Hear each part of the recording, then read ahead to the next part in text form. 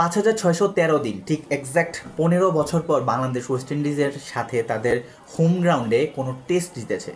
And basically আমার সকালবেলা যখন স্কোরবোর্ডটা দেখি, আমি যখন স্কোরবোর্ড মানে ফাইনাল আউটপুট দেখার আগ পর্যন্ত বাংলাদেশের কোনো বিশেষ করে টেস্ট ম্যাচগুলো বিশ্বাস করা ইম্পসিবল। সো আমিও করতেছিলাম না, এই কারণে লাস্ট 2 দিন আমি ভিডিও আনি নাই। কারণ আমি দেখতে যেতেছিলাম বাংলাদেশের এই লাস্ট 2 দিন ধরে তারা একটা জিতার সম্ভাবনা ক্রিয়েট হচ্ছে। সো কল্ড আমি সেখানে বিশ্বাস করে আসলে আপনাদের সাথে ভিডিও শেয়ার করে যে বাংলাদেশ জিতবে লাস্ট মোমেন্টে তারা ফাইজলামি করে হেরে যায়। সো সেইটা আমি আমি একদম লাস্টে এসে ভিডিওটা বানাবো চিন্তা করছি। সো ফাইনালি বাংলাদেশ একটা বিশাল ব্যবধানের জয়, 100+ রানের একটা জয় কিন্তু তারা তুলে নিয়েছে।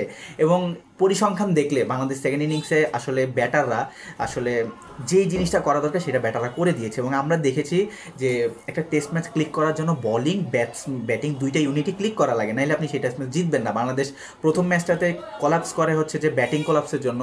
বলিংটা যদিও মোটামুটি ঠিক হয়, বাট গাইজ বিশ্বাস করেন ব্যাটিং বলিং দুইটাই জিনিসই লাগবে। আপনি যদি একবার বলিং ভালো করেন, বাংলাদেশের বলিং আমরা প্রিভিয়াস টেস্টগুলোতে দেখে আসতেছি ভালো চলে, মানে চলে বলতে একটা লেভেলে আছে, but guys batting is so poor, budget থেকে বাজেট যদি হয় সেটা। বাট দেখেন একটা টেস্ট ম্যাচের সেকেন্ড ইনিংসে বাংলাদেশ আসলে ব্যাটিংটা করতে পারছে, মোটামুটি একটা টার্গেট তারা সেট করতে পারছে যেটা হিউজ, টোটাল 281+, 280+ যে টার্গেটটা এই পিচে কিন্তু যেই টার্গেটটা ছিল সেটা 200+ এরকম যদি স্কোর হয়ে যায় ফোর্থ ইনিংসে, তখন কিন্তু আসলে বেসিক্যালি ব্যাটিং যারা পরে ব্যাট করে একদম লাস্টে তাদের অনেকটা মানে সমস্যা হয়। 200+ রান হয়ে জিতেছে ওয়েস্ট ইন্ডিজ তাদের এইখানে 4বার আর হেরেছে 8বার। সো আমরা এখানে পরিসংখ্যানে বাংলাদেশ যে সেটটা করে, বাট গাইস অ্যাপ্রিসিয়েটেবল জাকির আলীকে অবশ্যই অ্যাপ্রিসিয়েট করতে হবে আপনাকে।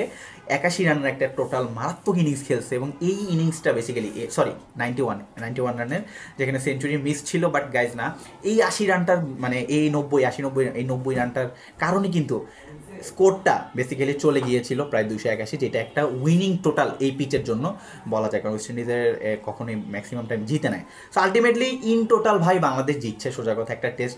আমাদের আসলে এরকম সৌভাগ্য হয় না, টেস্টে মাঝে মাঝে আমাদের এরকম দিন দেখা লাগে। সো সকালে আজকে উঠে খুবই ভালো লাগছে।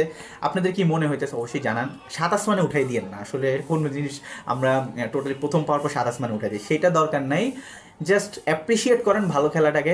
আর ডেভেলপমেন্টের কোনো শেষ নাই, অবশ্যই আমরা কিন্তু আইসিসি টেস্ট চ্যাম্পিয়নশিপের একদম লাস্টে আছি ভাই। সো সেখান থেকে একটু উপরে উঠতে হবে। দেখা যাক কী হয়। ভালো থাকুন, সুস্থ থাকুন, দেখা হচ্ছে নেক্সট ভিডিওতে, এবং অবশ্যই আমাদের সাথেই থাকুন।